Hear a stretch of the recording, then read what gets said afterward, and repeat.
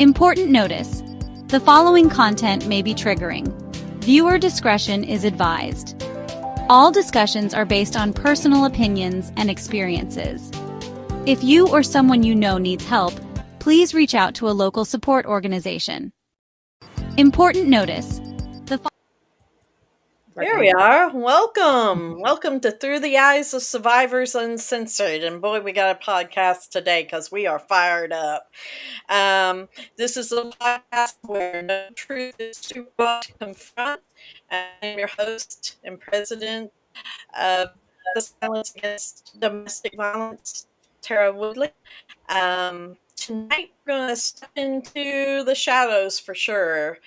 The kind of shadows that survivors know all too well, where violations happen behind closed doors and the system stays silent, but not here. Not today. So, this episode is about violated consent in the medical settings, devastating homicide, suicide of a teenage girl, and the digital custody war in the public eye. And of course, we know that the verdict is in the case that shook the music industry. So every one of these stories reveals a different side of the same truth when power goes unchecked and people get hurt. And survivors are the ones who are left to pick up the pieces. So let's get to it and let it rip. But before we start, I just need to take a few minutes to talk about our affiliates. Truthfinder. Truthfinder is something that can really empower you on your journey towards safety and healing. It's a simple tool to uncover public records and background information about the people you may encounter in life, whether you are reconnecting with someone from your past or just want to ensure the people around you are trustworthy. Truthfinder provides that information for you. Here at Through the Eyes of Survivors, we're all about creating safe spaces and giving survivors the tools they need to reclaim their power. And that's why we're excited to be a partnership and have Truthfinder as an affiliate.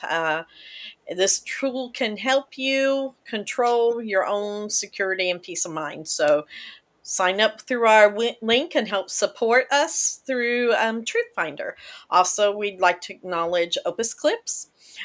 We're thrilled to partner with them. It's an AI platform that helps turn long content like these podcasts into short, impactful clips. So if you're a content creator and need that kind of tool, please sign up through Opus Clips. Give it a try through our affiliate link on that. And our newest affiliate, Self-Defense Keychain Store. We're proud to say we're affiliated with a business owned by women committed to empowering individuals with practical, discreet, and stylish self-defense tools. So by shopping through our affiliate link, you're not only investing in your personal safety, you're supporting our mission and amplifying survivors' voices. Use the promo code Break the Silence for 10% off. So let's get into it today. Our lovely Amanda is here with us, and we're going to get into our first segment, which is a story that might shock you. I know it shocked me when I read it. I immediately sent it to Amanda and went, look at this, because it's not so much about violence, but it's how we in the public have normalized something that is definitely should not be normalized. And we're talking about pelvic exams performed on unconscious patients, right? Without their consent. So I didn't even know this was a thing. It's definitely a violation of your body's autonomy and a breach of trust, and it's happening all across the country in these teaching hospitals here in America. So Amanda, let's break this down some more, because I sent you that and I was like appalled. Yes. Yeah. So I was appalled because I didn't know that was a thing at all. I didn't know that could be a thing. I was mortified that that was even a thing. And I was able to, I started Googling it to find credible articles for this podcast for us to talk about it. And I found that even though I did find a credible article, there wasn't a lot. Like, this is not something that's being talked about a lot or being put out there.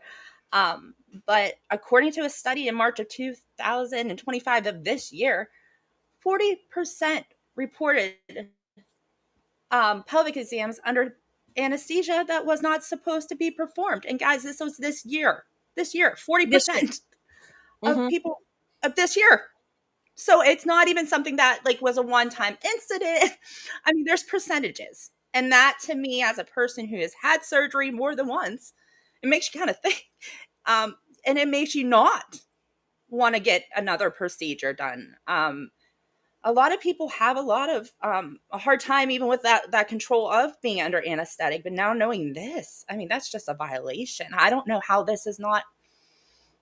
I don't know. I couldn't even. So, like, I know that I've personally had to have a hysterectomy. I expect, with that kind of a procedure, a certain amount of they're going to be examining there.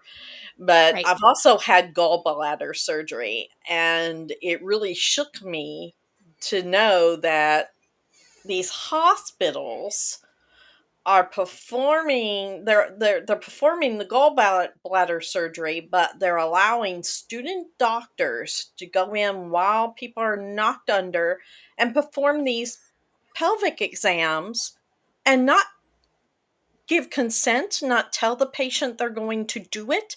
They say nothing. So you wouldn't even have a clue that it happened, and you could be experiencing pain and stuff down there and not even know that that happened to you.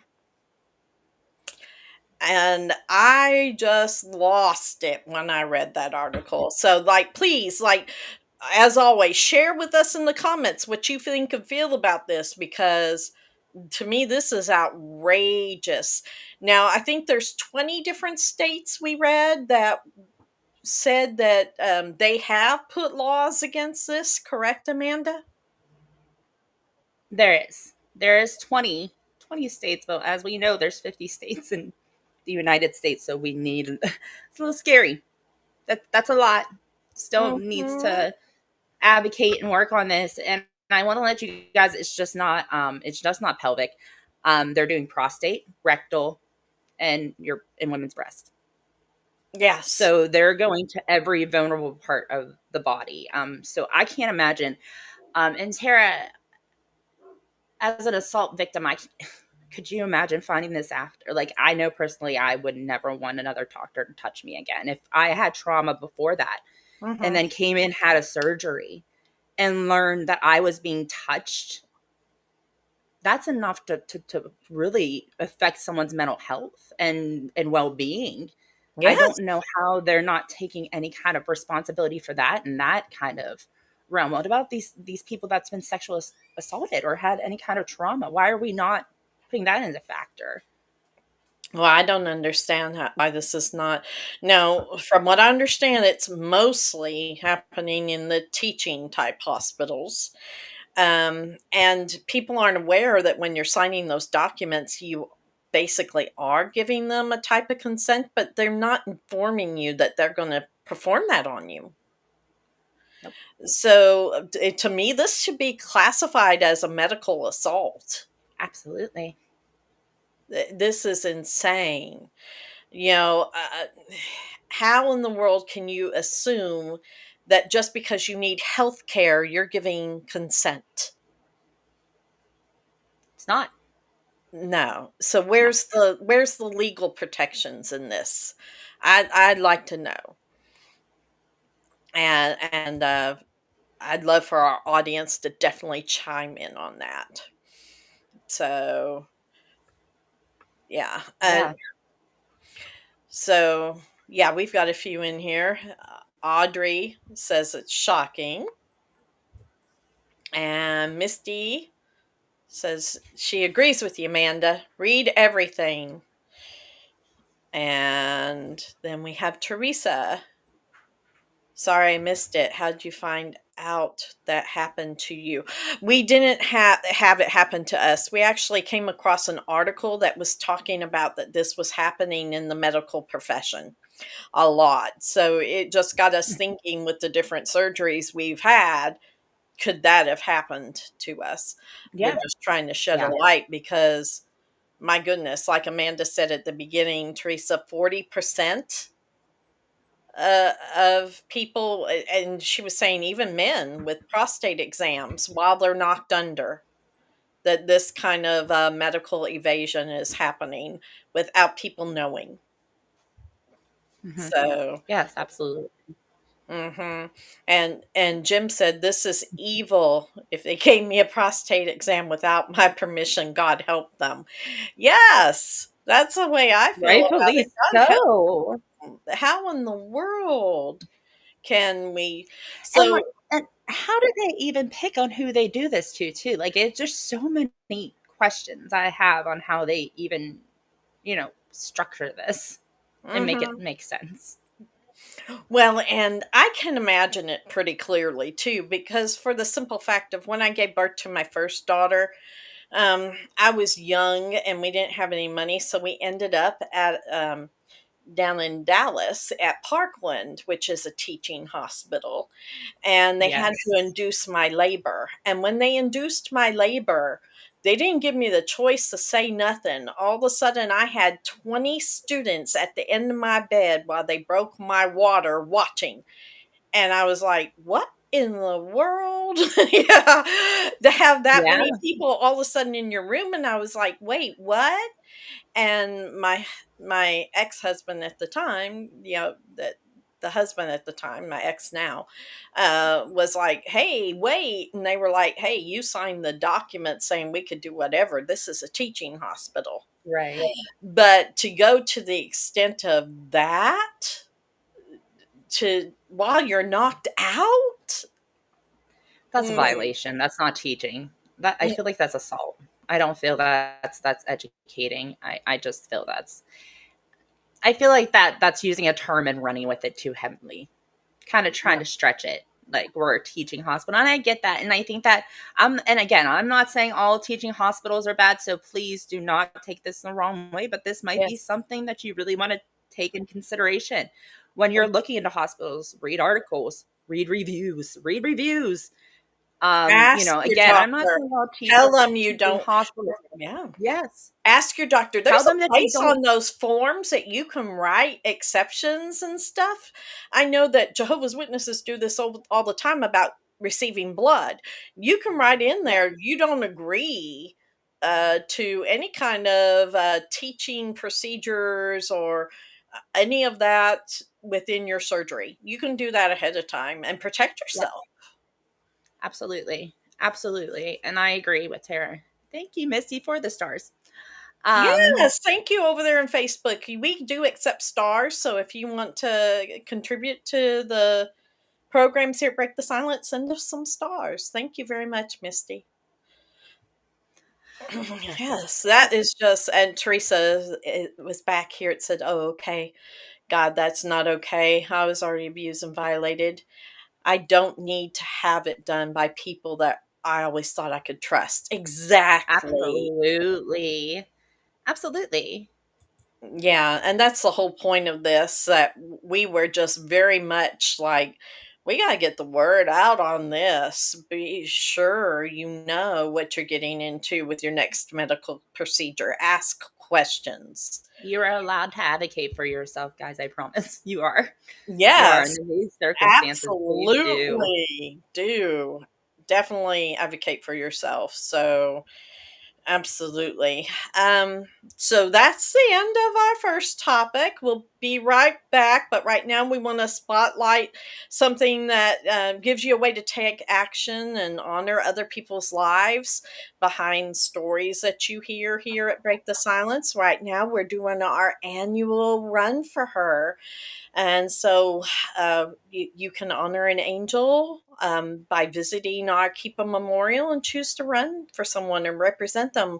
Create a team, wear their name, run or walk for a purpose. Run for yourself as a survivor. As you can tell, I'm wearing my gear. If you are not a runner or walker, you can go to our store and purchase some merchandise. It will help provide funds for our scholarship program for survivors to rebuild their lives. We've done this for several years now, giving away a lot of money in scholarships. So please register now, and Amanda's going to play you a short clip about our run for her. Every mile we run tells a story. Stories of women and girls lost to domestic violence, daughters, mothers, sisters, friends, their lives stolen, their voices silenced. But we won't let them be forgotten. This July, join us wherever you are for the Run For Her Challenge, Run, Walk, Move, Honor. We run for survivors reclaiming their strength. We run for the ones still in it, finding their way out. And we run for her, the one who didn't get the chance to finish her race. Register today at runforherchallenges.com. Raise funds, share their stories, help us provide scholarships in memory of those lost, and build a future filled with freedom and healing. Lace up, speak out, run for her. Every mile we run. All right, welcome back. So we're into our next segment real quick here. So we are talking about something that took place in Michigan. A tragedy of Gwendolyn Smith, who was a 17-year-old girl whose life was taken by a trusted adult in her own home. This wasn't random, it was personal. A volunteer coach who once mentored her, he turned predator. And this ended in a homicide-suicide.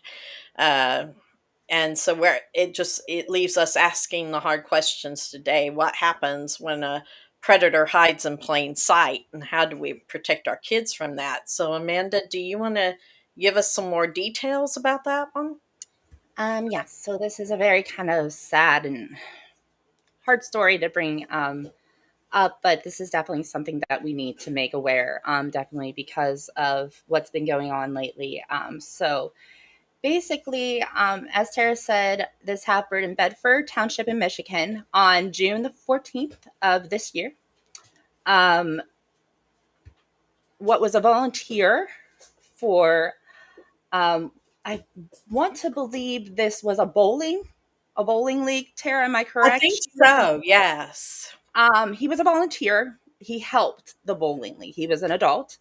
And there was a girl named Gwendolyn, and Gwendolyn was found at her home in a murder-suicide situation where this volunteer for this bowling league went into her home and took her life and then took his. She was 17 years old. At first, authorities and people that knew her didn't really understand the motive for this because there was really no clear signs that they were dating or there was anything inappropriate going on behind the scenes. But as more things came out down the road, there was things discovered that it seemed, in my opinion, he was obsessed with her. She declined his advances, and he couldn't live with that. It seems that this person has been a predator for a while. Yeah, so we have a lot of volunteers here at Break the Silence, and we try to vet them very heavily. Mostly it's survivors helping other survivors here. But I just wonder, how in the world do people volunteer in that kind of aspect with school-associated programs and gain this inappropriate access to minors, and yet people are okay with that. They're okay with not vetting them the way they should. Yeah, that to me, and this person seemed to have a past. So this wasn't something that was one of his first offenses. And unfortunately, Tara, sometimes this happens and there's no offenses because they haven't been caught, and we really need to keep that in mind too. It doesn't mean because someone doesn't have a record that they're not doing things and that you should trust them.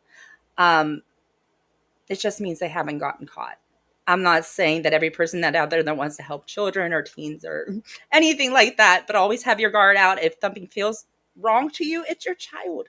And you're allowed to be overprotective. I'd rather seem weird to other people and my child be protected than miss something. But this, yes, I agree with volunteering. They have to get much more precise in schools and minors and anything that has to do with children. I'm sorry. Even in places of churches and different places that we thought could Mm-hmm. be trustworthy, we have to get a little bit more stricter. Right. That's why it's important for schools to have policies, right, that enforce um, certain rules and restrictions even beyond the campus hours. So that when kids are out doing even extracurricular activities under school authorities and stuff, that there are proper things in place that help protect them. Yes. Like even giving them like a place to report, like a, like kind of an area where they can go to someone and know that they wouldn't be in trouble or outed for reporting this teacher, or some kind of hotline or something, like they do for bullying or for anything that you hear. Like I know in schools now have this system where it's an app, and if you hear something harmful or kind of bully, you're allowed to put it in this app. And I think they need to do the same for the authorities, where these children are able to report but not feel threatened.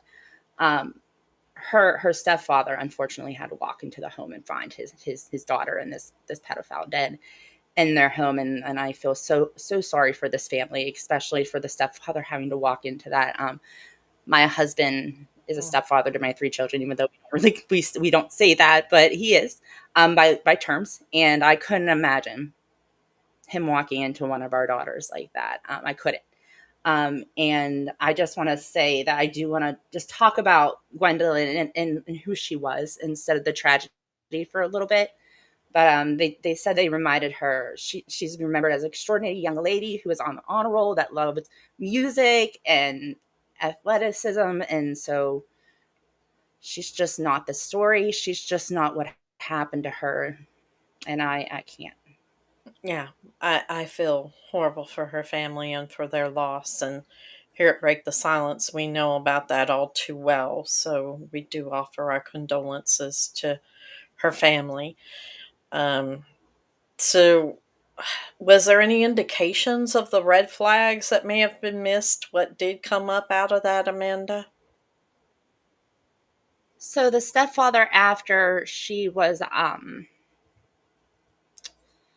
taken from the world, he noticed some alarming emails that was going on between them. Um, that was giving big red flags, but this was something that was not notified until after um, her death.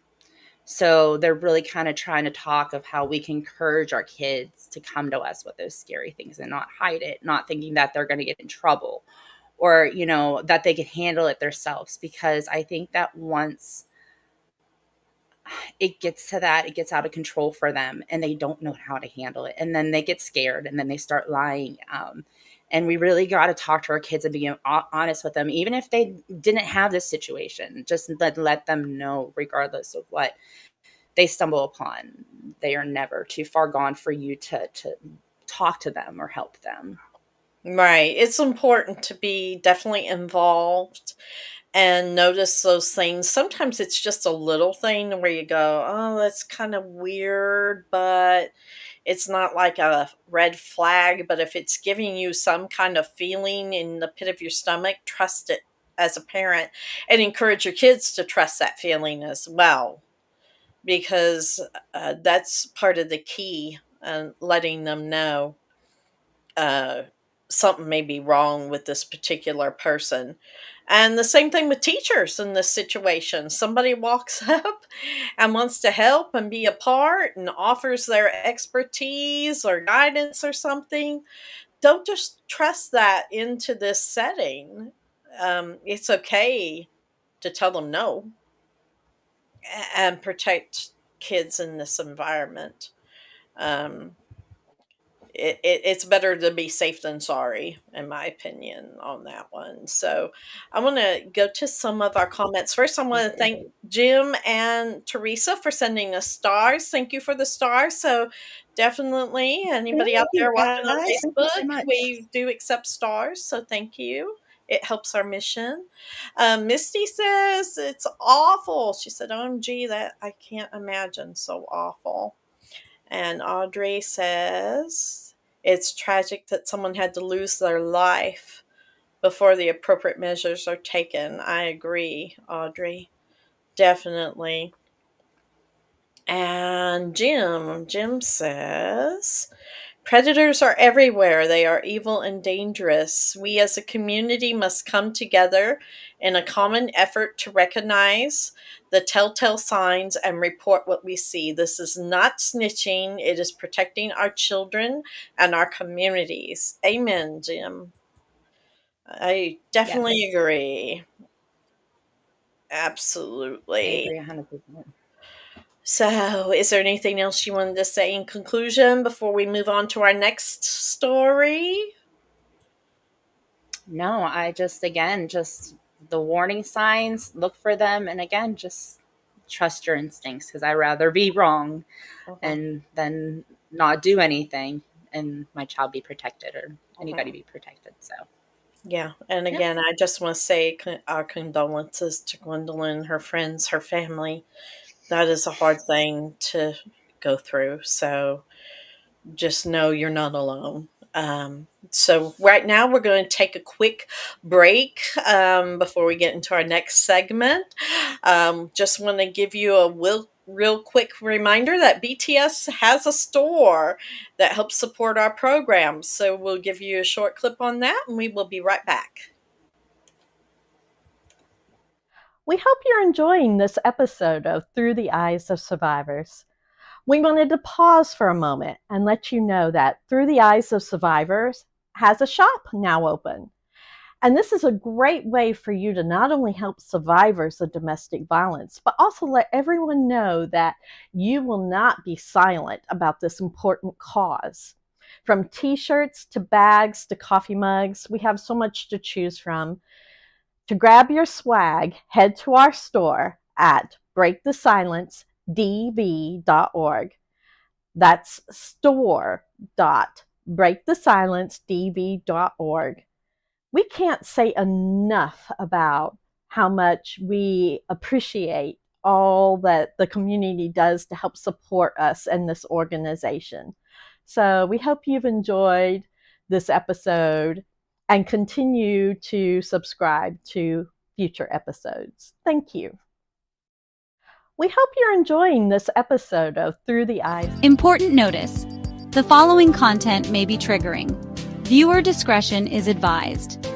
All discussions are based on personal opinions and experiences. If you or someone you know needs help, please reach out to a local support organization. Oh, sorry about that. We had a little glitch. Whoop. That's all right. We're back now. Uh, so, yeah, we're definitely back now. Our next segment here, we're Yay. talking about a case, Laura Cleary. I'm sorry, and Cleary. Yep. Stephen, yeah, and Stephen Hilton, and their co-parenting crisis. So we're going to talk about this high-profile case that's unfolding in real time online right now. So, Laura Claire, I can't say her last name, Cleary, and is a comedian. And Stephen Hilton, the composer, they're battling through what, addiction and custody and digital abuse, and it's all out there for the public to scrutinize right now. So, Amanda, you want to give us a little more details on that? Yeah. So I've actually followed Laura for a good couple of years now. She was famous for making reels on Facebook with her and Steven. Actually, they were together at this time, the beginning of their relationship. I actually followed them before they started having children. They both were recovering addicts. They were very open about that. And within the past, I want to say year, Steven relapsed. in that time of relapsing, a lot of abusive behavior came out. And she very much tried to co-parent, very much tried to help him through this, but it got to the point where it is scary. I don't want to say it was, because we're still in the depths of it, to the point of digital abuse, to breaking PFAs, to psychotic rants on his Facebook page, to different things that is very much making people worried for her safety right now. They share two children. One child, Alfie, he does have autism, and they were very much open about his struggles on online, and they have a younger daughter, and just the behaviors and the way that he's acting is very much triggering to the domestic violence community right now, because we see a lot of this when there's boundaries placed. Yeah, the boundaries are getting blurred, right? And these kids are caught in the middle. Yes. It's almost sad, because she again made her following off of Facebook, YouTube, all of the big social media platforms, and one of her big income making was off of YouTube. He deleted all of her content from over years, and that took from her monetary, which is feeding and making a livelihood for their children. And that's where she's saying, he's coming after me, and he's not hurting just me. He is now taking away the stability for our children. He is posting things online with the pictures of kids and ranting. He is hacking into her Facebook and then making comments of her under her Facebook, saying that she wants him gone and that he's a horrible person. I mean, this is very much narcissistic. And I mean, like, at first he said, I'm going to relapse for scientific purposes or a project or something. Like, he said, I'm going to relapse on purpose. That was kind of how yes. My goodness, you got to be kidding. Yes. That's and nuts. He has a Patreon, and he has a Patreon, like, that he tells people, I want you to pay to see certain content of me relapsing, and I'll have more stuff over. I mean, and I feel so horrible for this woman, because again, she is trying to protect herself and her kids and be a mom and not melt down. And he is just every day from sun up to sundown on social media harming her.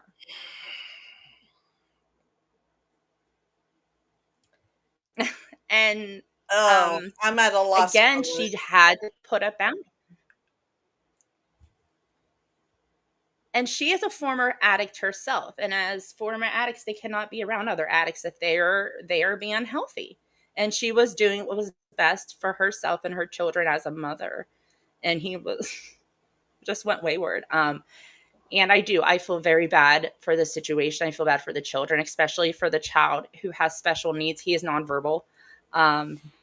So this is something that he is probably very much having a hard time trying to understand the logistics of what's going on around him. They are very sensitive to change. They are very sensitive to changes of moods, why dad's not around anymore, why mom's hypersensitive. So I feel very, very bad for these children in this circumstance too, because it's so public. And someone did comment, Stephen, the internet is forever. Your children will see this one day. And but at this point, when I'm talking general terms, but at this point, when you have something like this, the narcissist does not care. They don't care about anything but themselves and their own agenda.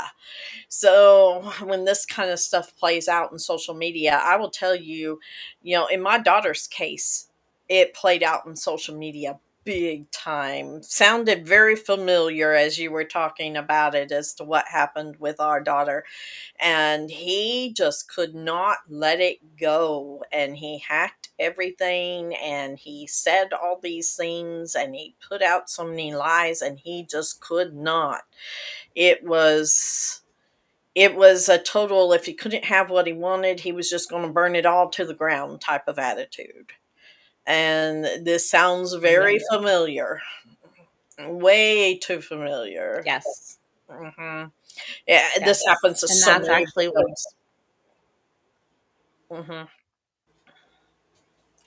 a lot of people were just really getting concerned for her and her children's safety because of his behaviors just escalating and being more um, vindictive, and they really do fear for her safety right now because he's not backing down. He's getting more upset as time goes on. He's touching his boundaries, and in his post, he's provoking her.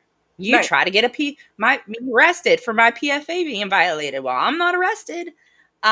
Certain different things. Woo!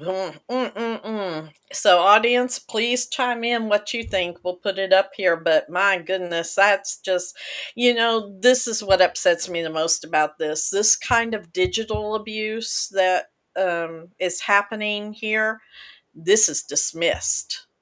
You take this kind of digital abuse as clear signs of what they're thinking, what is happening to the authorities, and you repeatedly get put into the thing of, well, we can't do anything about a post on Facebook. Yeah, we can't do anything about that YouTube channel that they took down. There's nothing we can do. So, but it's a symptom of the whole package of what's happening here with this person who is unhinged. And so it's learning how to, protect survivors. And definitely as survivors, protecting if you're doing this kind of thing for a living, protecting your content, protecting your income, and then you got to protect your identity as you're separating from this person. So where are these boundaries? And then yet you have to co-parent. And what does that look like? So this is a huge mess. Yes, and she is trying so hard.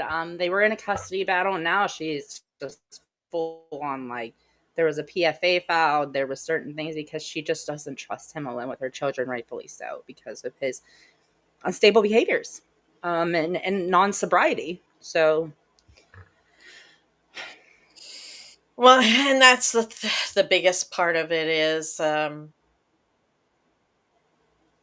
yeah, if they're addicted, there's nobody going to change it except themselves. They got to want to be clean and want to have that help, and eventually he's going to be held accountable for his actions one way or another.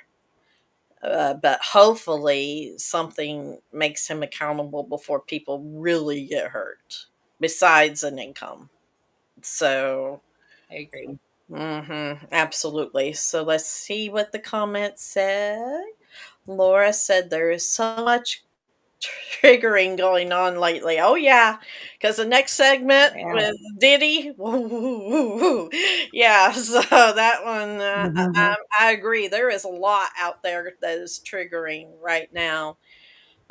Jim says no excuses, no casting blame. People are responsible for their actions and need to be held accountable. Yeah, no exceptions, absolutely. And Misty agreed with Jim about accountability. And one of the things is, definitely in our culture today. What does that say about how we hold people accountable who are watching the people who influence us, right? Um, Influencers are people out there too. They got the same problems we do as well, stars and everything. And so, um, which of course is what we're going to get into next. But before we do, one last time, I just want to promote out there. Um, right now, we are having a fundraiser. Besides the Run for Her, our Little Caesars fundraiser is coming to an end here on July 6th. We'll put the link in there below. So if you love pizza and you love supporting survivors, you can do both. Between now and July 6th through July 6th, you can order Little Caesar pizza kits delivered right to your door and stock up on them. They have some that you can make up with your grandkids. They have this wonderful cookie dough even, and it all delivers right to your door, and you can heat them up there at home. Even their great crazy bread, or you can purchase online and receive a code and place your order to your local Little Caesars pizzeria and pick it up there. So every purchase helps fund our scholarships and programs and help impact families here at Break the Silence who are affected by domestic violence. So definitely check into that. So our last segment, which we decided to squeeze in, it was is the P Diddy verdict, because that happened today, and how this accountability is playing out, and what justice it holds for survivors of domestic violence. So P. Diddy Combs, if you haven't heard, Sean P. Diddy Combs was found guilty on 2 counts under the Mann Act, but not for sex trafficking or racketeering, only for prostitution. It's a mixed verdict, definitely, that is stirring both outrage and relief, and there were some huge impacts of that today all over social media. You can see that. So let's unpack some of that and what it means. So, Amanda,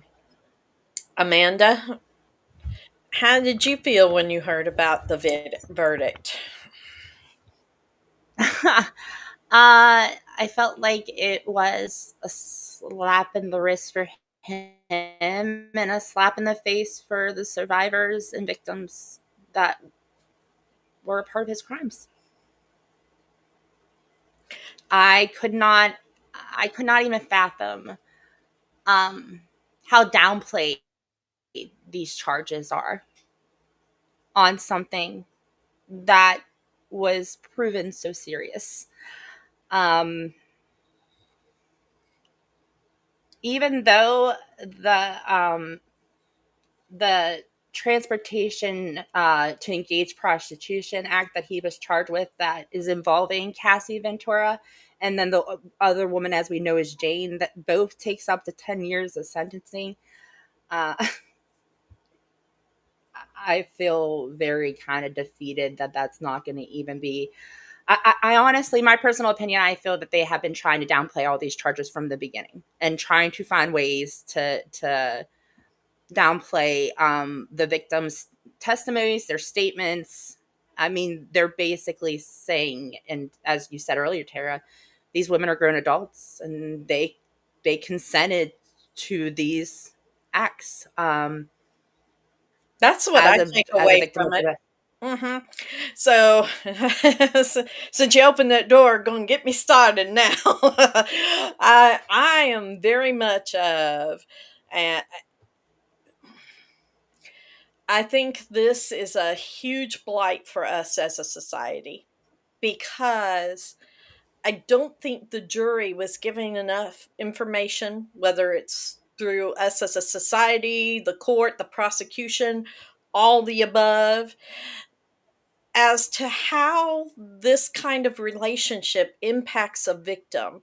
This sentencing, to me personally, my personal opinion, and please give us your personal opinions there in the comment as well, smacks of, well, she's a grown ass woman. I'll just say it and pay my dollar to the swear jar. Um, and because of that, they they must have stayed and liked it, and this isn't direct proof of trafficking or racketeering or whatever, and they're dismissing it.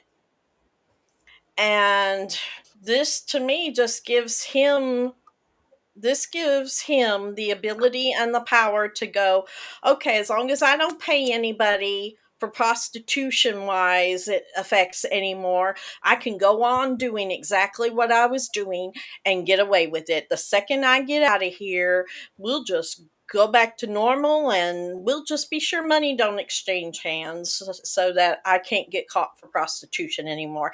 And that is exactly how this usually works. Seen it way too many times. Infuriates me. just infuriates me. Where is the justice? Well, can I also say what really infuriates me too about domestic violence and how they were trying to separate the domestic violence from the sex trafficking? But people don't realize that goes hand in hand. Sometimes you are in a domestic violence relationship with your husband or partner and they are sex trafficking you. So the fact that they were like, oh well, that the only thing we saw with Cassie Ventura was the video that was domestic violence, and yeah, that was horrible. But that has nothing to do with, what he's being charged for in the federal part. That's assault. And I'm going, but no, he, ugh, He it assaulted just her because she wouldn't acquiesce because she was tired of doing it. she And was he had, tired of it. It yes. was during one of their events, and she did not want to do it anymore. Mm-hmm. And it wasn't just So I Cassie. just The what I had read was there were 34 different people talking and giving their testimony, and all their voices to me just went unheard. Like literally. Where's the accountability?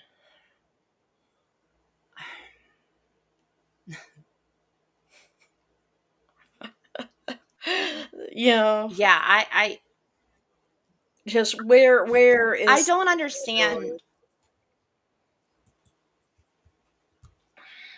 It is. It's where is the accountability? Where is even I feel like the jury was very misunderstanding of what domestic violence is and certain things that was being partaken, and they were trying to separate it, and we can't But the separate it in difference this case. between We domestic cannot. violence and sexual assault and grooming and all of these things, they weren't combining them into what this is. This is a twisted, multi-headed monster. It's like killing the Hydra.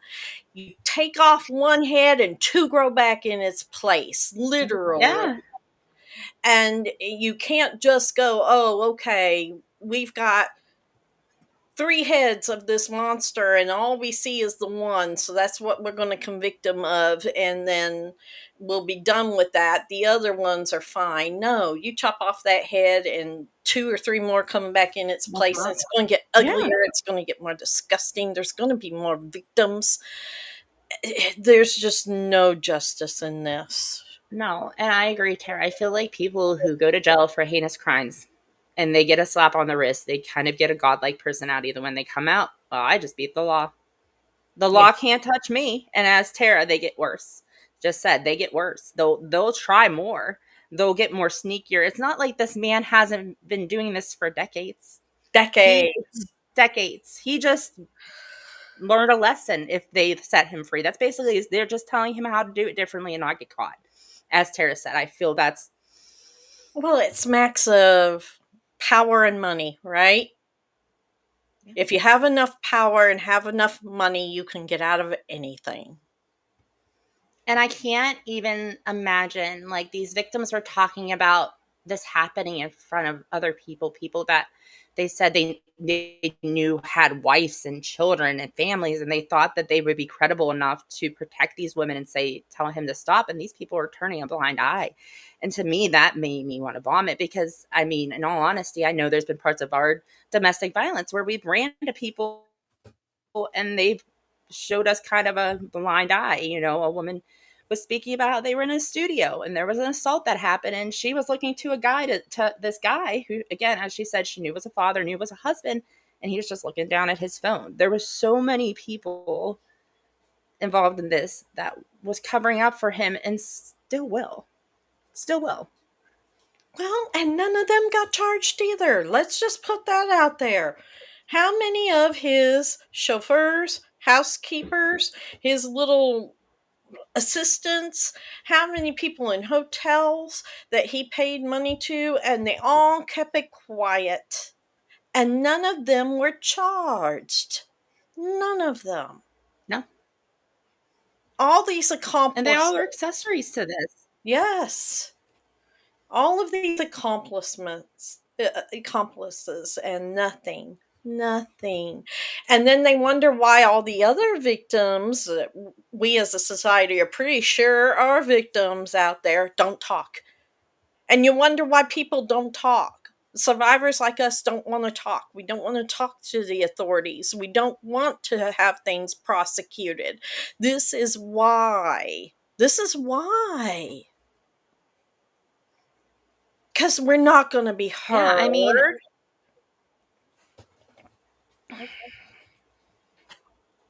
and Yeah. I mean, these people, if he gets a slap on the wrist, let's say he gets time served or he gets a little bit of time, there were so many people going up against him in hopes that their testimony would protect people. And then there was people not wanting to testify because of protection. So I feel bad for these people that literally, even Cassie Ventura and all these other victims that had to go sit in front of this man that did horrendous things to him, and then just to watch him.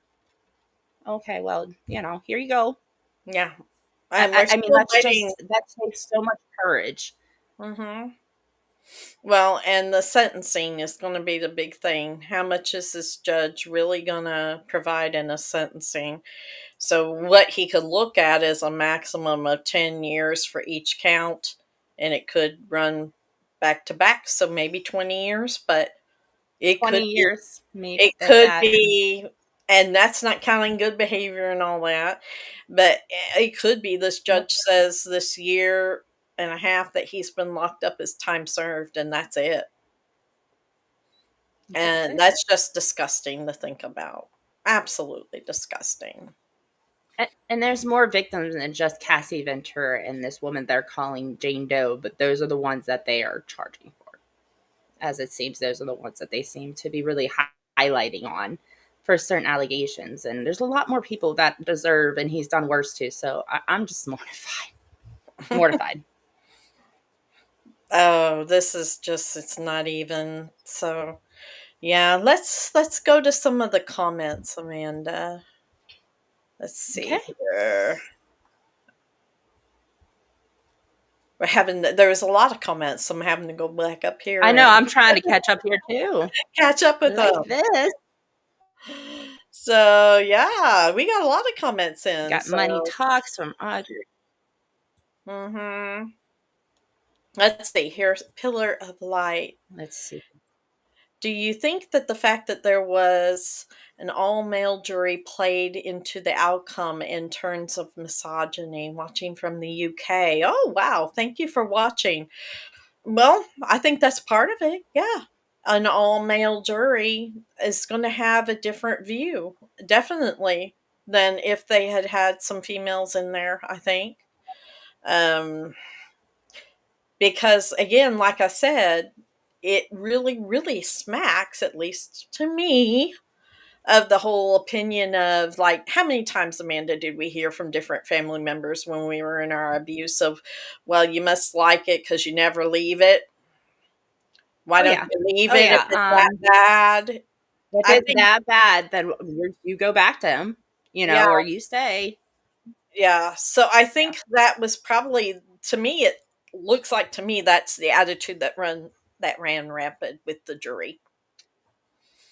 I'm going to be very honest too. I think and as survivors, we very much know and can understand, but I think that confused them. Probably if they weren't survivors of domestic violence, was Cassie saying that she did do these freak offs to appease him.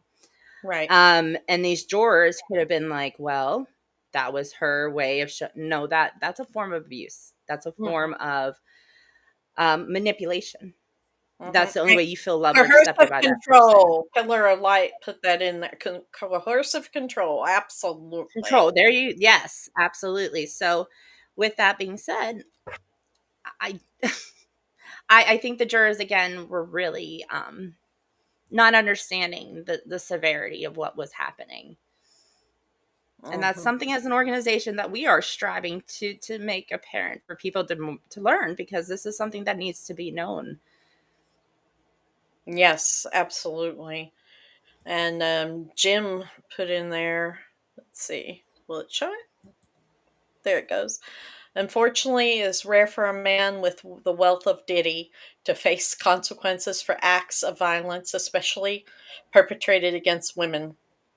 It's a dual system, and extreme wealth buys leniency. Yes. Yeah. And Laura said, too many people with money, too many, many politicians, no justice in her opinion. Ours as well, Laura. Let's Yeah. see.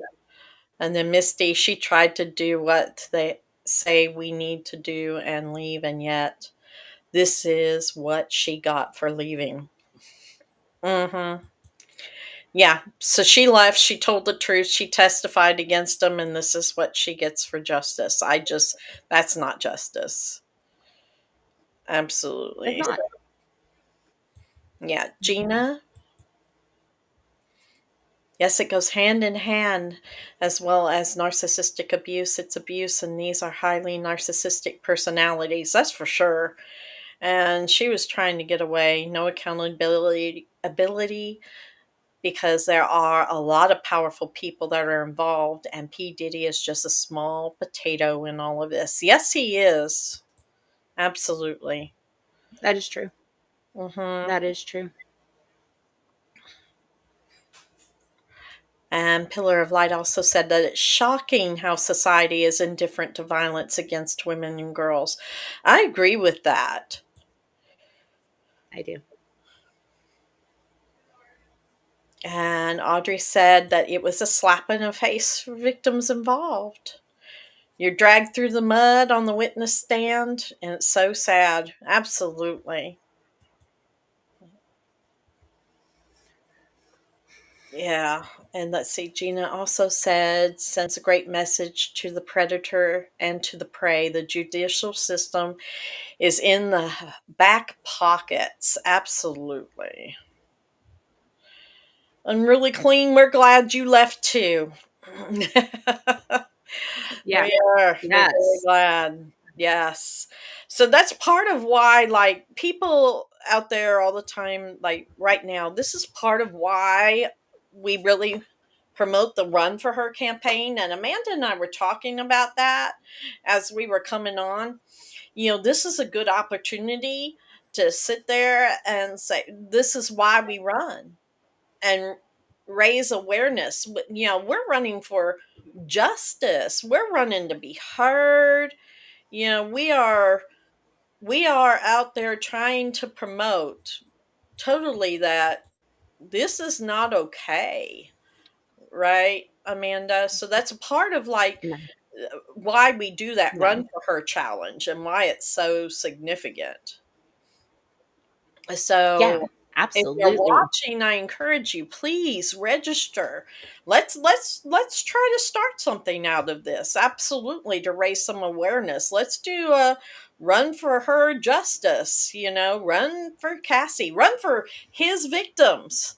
Because this is ridiculous. The word has to be out there that this is not okay. That Absolutely. survivors deserve justice, and this kind of thing is not justice, and it should not be okay. And there's a lot of us out here, survivors who are out there, a lot of women, even men who would stand against this. I mean, this is the time. So definitely join us in this movement. This is a good time to make our voices heard, because this is ridiculous. Our courts and our society has to do better. I agree. I agree. Absolutely. Oh, we're getting some new messages in, Tara. Okay. Pillar of Light. Yes, it took me 34 years to escape the police perpetrated domestic abuse. Thank you for what you're doing. We are so, again, glad that you were able to escape. We are so sorry that you've experienced that long.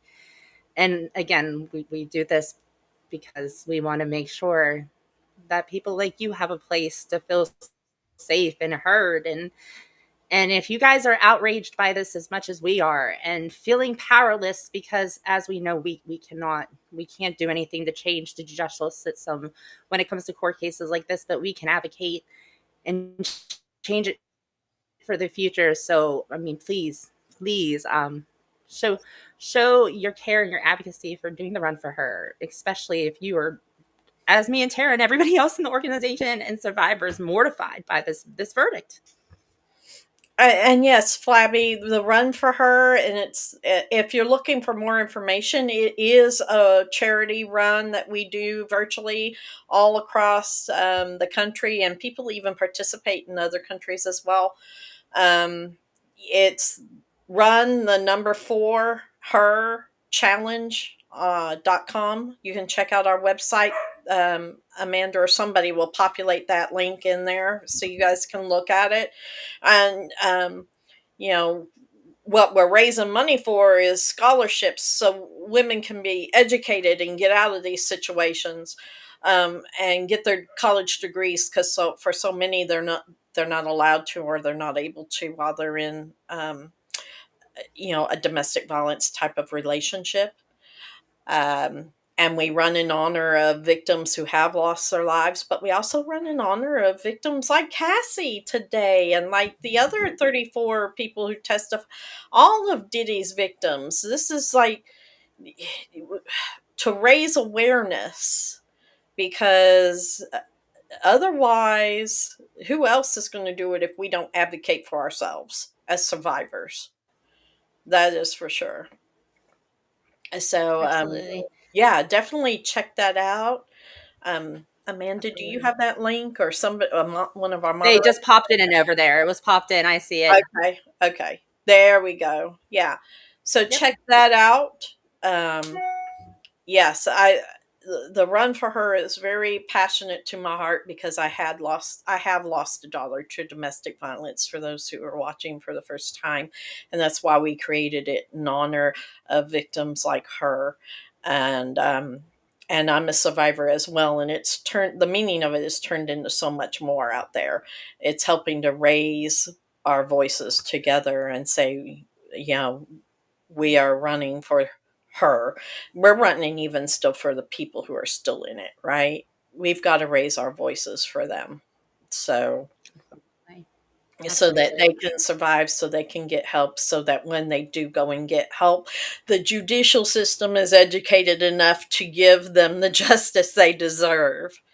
Yes, and not make it worse for them. Put them more in Yeah. danger. So as re-triggering as all of these events that are going on can be, here's the key points we walk away with today's podcast. We talked about all these things, that how so many people face harm, and these predators are in plain sight, and it's a lifelong fight for justice against power. But survivors, we can speak out. um, we can speak out in the courtrooms, until the courtrooms start to hear us. We can speak out through podcasts. We can speak out through our Facebook post. We can speak out to those in our community. And every voice that goes out there and speaks out is going to chip away at that silence. They can't silence us all. And so if you found this episode impactful, please share it. Please talk about it. Please use your voice. If you want to help support the work we do, check out our website, breakthesilencedv.org. You can go there and donate, volunteer, or explore resources.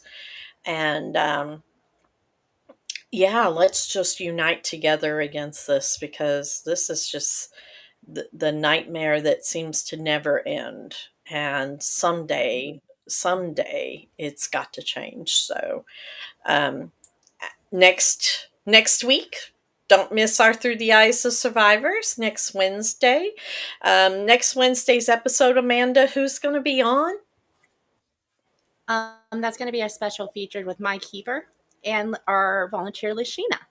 They're going to be talking about the impact of My Keeper. My Keeper is a memorial that we have for free for families who lost a loved one to domestic violence. Mandy, their president, is going to be talking about the features and how we use it over here at BTSADV. And then Lashina will be discussing her sister and how the My Keeper has helped her family keep her sister's legacy alive. Yeah, so that's one of the special programs we have at Break the Silence to help families who have lost someone. And so we talk about the impact that uh, Lashina and I have, the impact of losing a loved one. And we'll talk about, how that Keep a Memorial program helps to advocate for not only their voices, but advocate for those who are still alive. And so please be sure to watch that episode next Wednesday.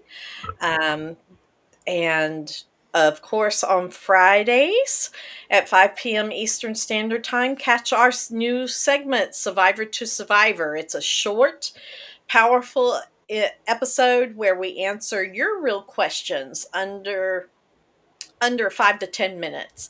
And if you have a question you would like featured on our Survivor to Survivor segment, please send it to our email podcast at breakthesilencedv.org. We'd love to hear from you. And that's a platform of, us survivors giving advice to other survivors. So please stay tuned and check us out this next Friday. And Amanda, your final words. I'll let you close out this episode. Awesome. So, guys, stay safe. Thank you for joining us. And again, use your intuition. Please check out our website. Check out our Run for Her and Flabby. We are so appreciative that you want to come back. We are live every Wednesday at 5 p.m. Central Time. Yes.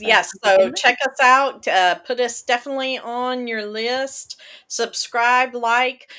We go live on Facebook, YouTube, and LinkedIn on Wednesdays, and then again on Friday. So thank you for being here, and we'll check you out next time Through the Eyes of Survivors.